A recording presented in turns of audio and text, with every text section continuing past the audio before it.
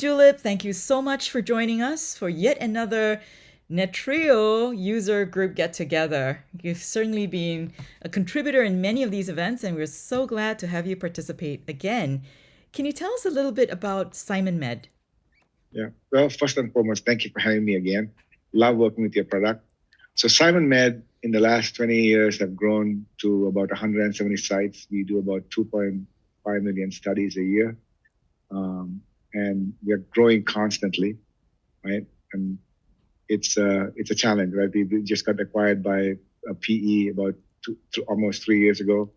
And so we're kind of thriving. We are growing in leaps and bounds. So I think we had probably close to 19% growth in our revenue last year. So things are looking well. And so really, this is the point where I think we're trying to adopt more and more technology to make things better. That's awesome. Thank you, Duleep. What about your journey as an IT leader? What brought you to SimonMed, and what are you doing there now? Yeah. So, I've been in the radiology space for about almost now 20 plus years. I got into radiology as a fluke through a friend of mine who said, hey, my good friend really, has a company. You need to go help him out. And I said, what kind of place is this? He said, oh, it's a radiology group. And I go, what the hell is radiology, right? So make a long story short, I went down there and found out that all of radiology is very IT connected from the time, a patient is scheduled all the way to the patient is scanned and how a radiologist reads it and how information, it's all digitized, right? And it's the digitization started probably around early 2000. So I got into radiology in year 2001, right?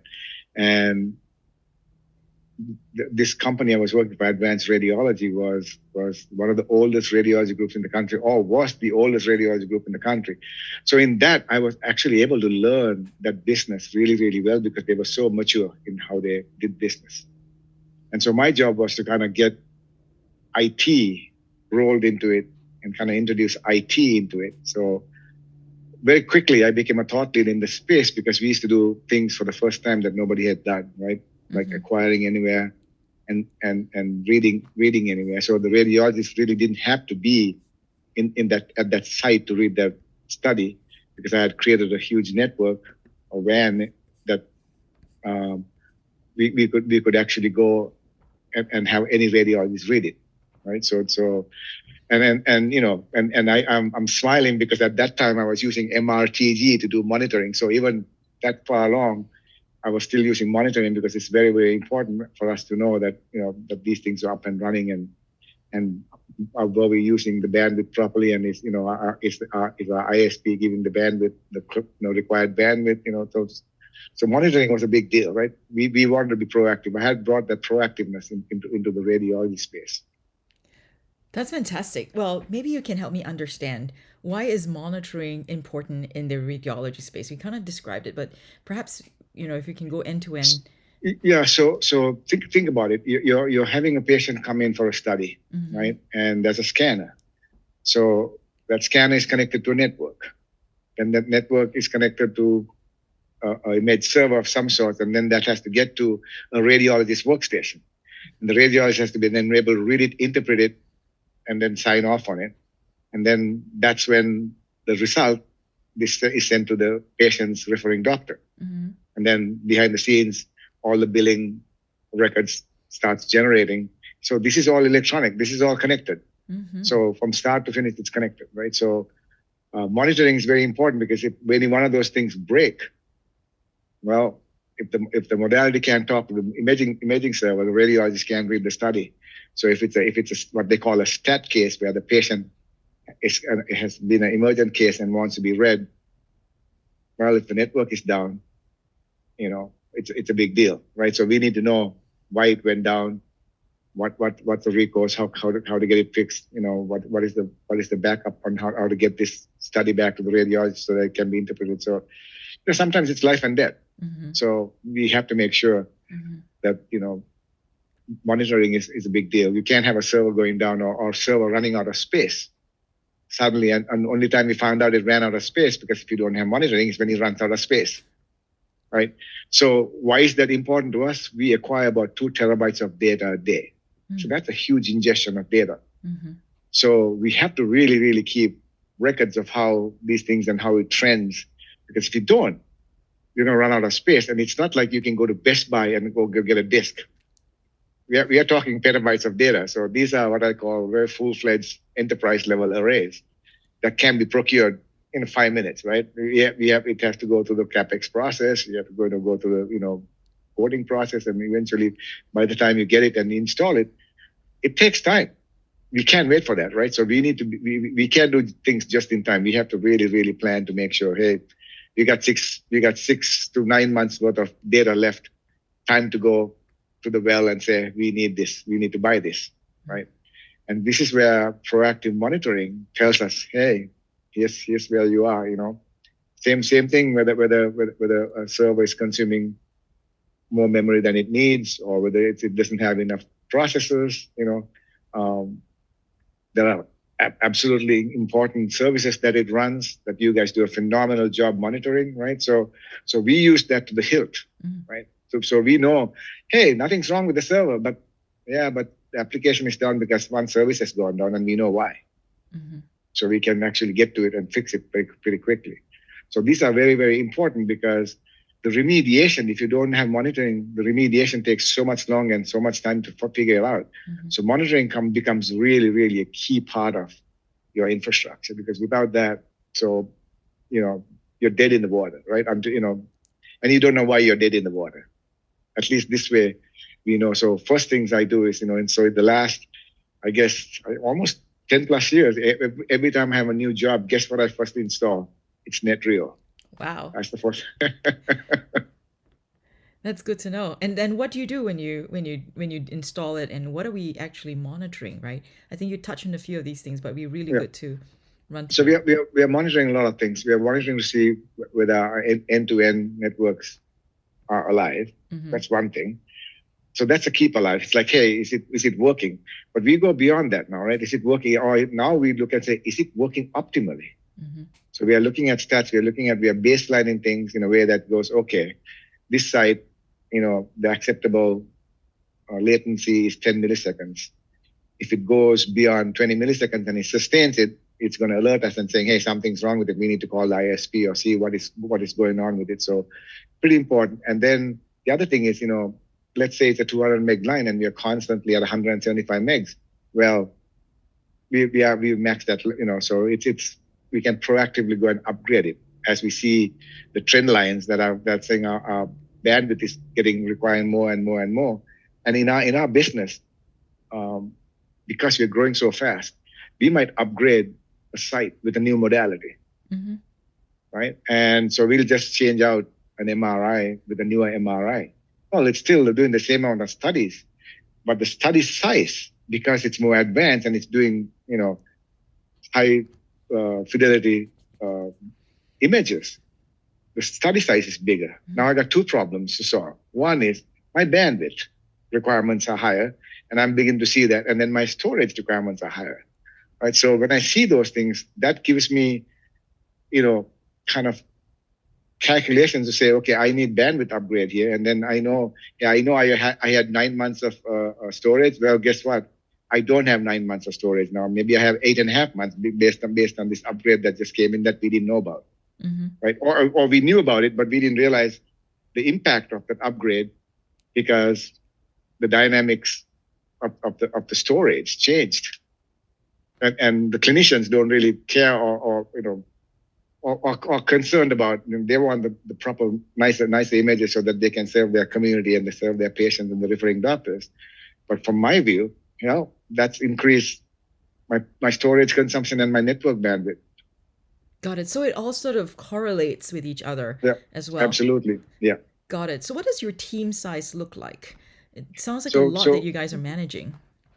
Yeah, my team, we are running very skinny right now. We have a very small team, and we are doing a lot of big things. And one of the things that helps us do that is also, if you're proactively monitoring it, we can get in front of it quicker. And so we are not stuck in a situation where we are constantly fixing things. And so basically what we've done is we've stabilized things, right? So you can't do innovation until things are stabilized, because if you're in a rut of just fixing things, and we were in a state like that before, right? And we are at a steady state now, and now we are getting more involved in the innovation part of it, right? So it makes it more exciting for me, for my staff, for the company, everybody around, right? Because it's like new things to do. That's really cool. Let's talk a little bit about the innovations that you guys are involved in. Now, what SimonMed is doing is already innovative and super disruptive for the radiology industry, right? Especially all these digital images that you're monitoring. It sounds like you're taking this to the next frontier. Tell us a little bit more about that. Yeah, so we were kind of early adopters of AI. So we started off with mammography, and then we had little pockets of other, like we're doing with X-ray today. So our AI would tell you that, somebody had a fracture. So the basic premise down there is that anytime we get involved in these endeavors, what you're trying to do is make the okay radiologist good, the good radiologist better, and the really, really good radiologist excellent, right? Because it's a tool that helps them diagnose what it is that they can sometimes their eye might not see. So in that, there's a lot of more AI that is coming in, and we are looking at all those avenues. And as we do that, it involves infrastructure investments. And as we do that, we also need very proactive monitoring to make sure as we do this that these things don't go down, or how do we keep it up and how do we grow it? And we need to have a good idea of baselining and trending to say, oh, by the way, Mr. CFO, we are about to run out of space. This innovation is going to die if we don't do something with this, right? So monitoring, it goes hand in hand with any investment you put in there, because we want to make sure what we put in there works as designed. Right? So if a vendor says, hey, you only need this much spec and it's running, and my monitoring says, well, it's running, but it's running very poorly because, then we can look at that and say, is that a configuration issue, or is that really a hardware requirement, from a CPU or memory requirement, or, is it really needs a faster drives or, flash or whatever it is. So it really helps. So Netreo really puts that in perspective for us. That's fantastic. Thank you. Can you tell us, and we're very excited to be part of this innovation because it really sounds like advancing the next frontier, especially for medical imaging, and with a lot of positive benefits to patients like me out there too. So thank you for all the hard work. We're so glad that we're part of this mission critical enterprise. Can you tell us a little bit more about your experience with Netreo and why you think it's a product that you've continued to use over the years? That's easy. First and foremost, it's one of the most cost-effective tools that I've worked with in my entire career. Right, if you compare to all the other, I'm not going to name names here. Your pricing structure is very fair in how you do it, and for that structure, regardless of what that item is, what the things you can monitor within that, it's not an a la carte thing; it's all included. And then top of that, I think your team, your support team, is just phenomenal, right? I mean, we are constantly talking to your guys, and there's a lot of things where if you're not doing something right, we got access to them, and they will jump in and help us, show us, okay, here's where you configure this, here's where you configure that. And the other part is that, I remember all the way back in, I think, maybe 2013, 2014, we changed from Cisco to Juniper.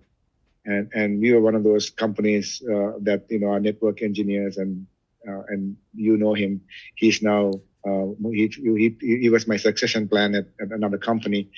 And he, introduced NetFlow, and he was monitoring NetFlow, so we knew what was passing through and why something broke, right? So when he went to Juniper, all of a sudden, we need to get JFlow in there. And it only took you guys about 3 weeks to get that back up and running for us, so that we still have that same picture we had with Cisco. So when it comes to kind of getting new things from you, you guys are very open and very quick to kind of adopt it and do things. So makes you really easy to work with, so there's no contention points, or it's really a joy, right? At the end of the day, you have a partner. That's what it comes down to. You have a partner that we sit together and go, hey, if you really did this would really, really help us.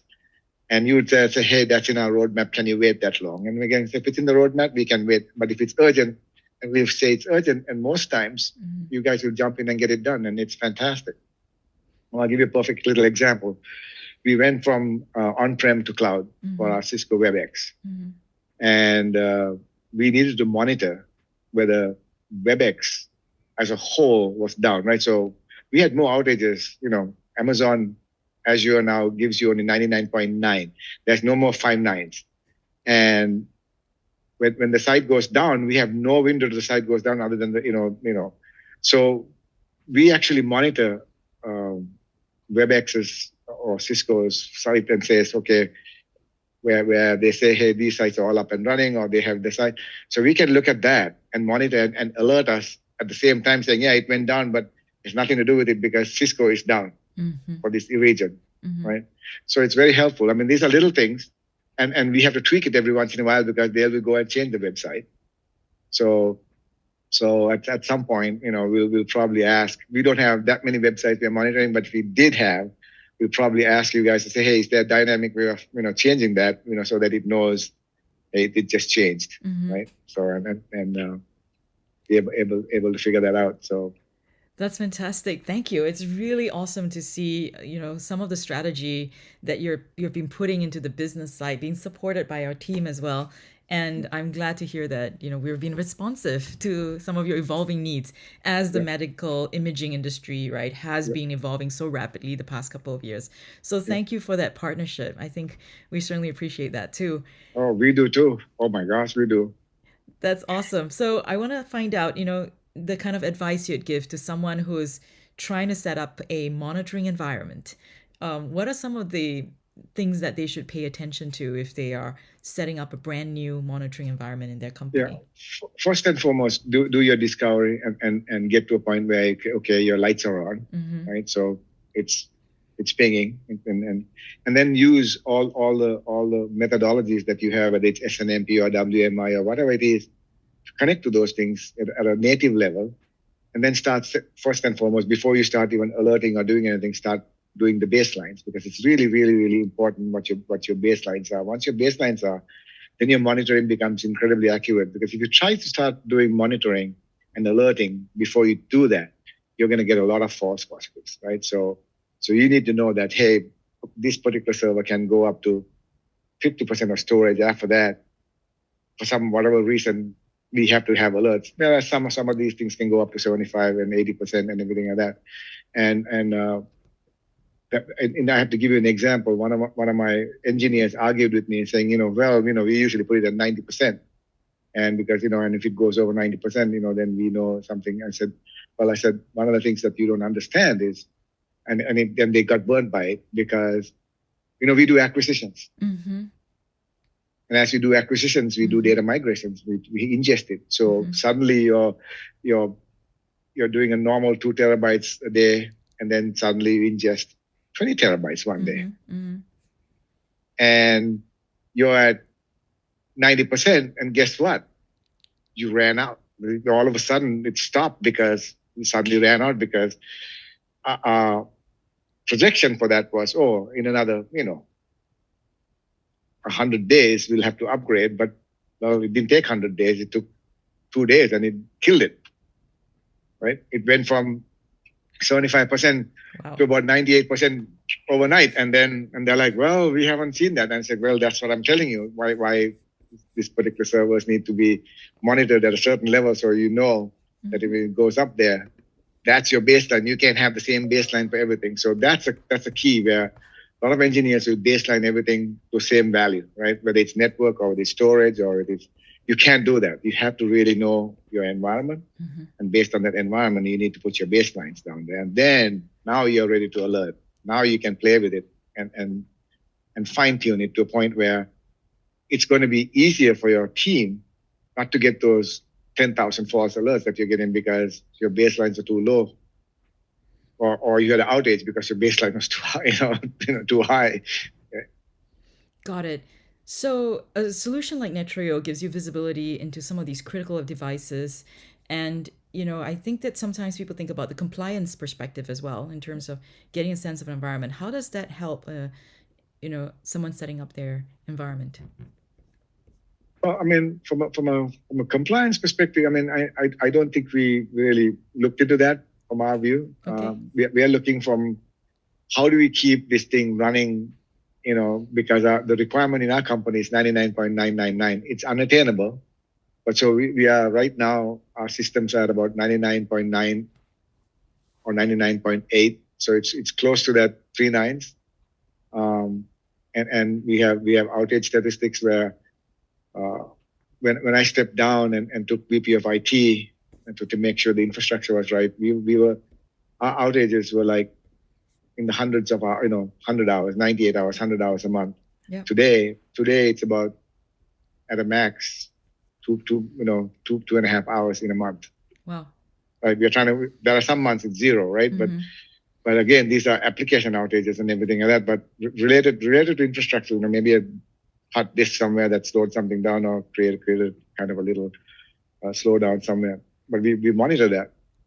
But so that's the improvement where because we couldn't show up improvement in uptime from a uptime perspective, but we could show improvement from a downtime where your graphs are coming really down and saying, hey, our downtime is really, really nothing compared to. And the good thing is that everything is running well now, right? So monitoring is what keeps that, where we can look at all the incidents of when something happens and we know where to get to it. I mean, that's where first thing somebody says there's a problem, I will go to Netreo and go look at it and say, okay, where is my problem? And it gives you a very good sense of where the problem is, and you can get to it very quickly. That's fantastic, Duleep. Truly appreciate your partnership through all this and your time here at Nugget to share your insights today. Definitely look forward to our continued partnership as we innovate in the industry together. So thank you, Duleep, for your time. Well, thank you for having me. It's been a pleasure working with you guys for such a long time. It's really been a phenomenal journey, and we are loving it.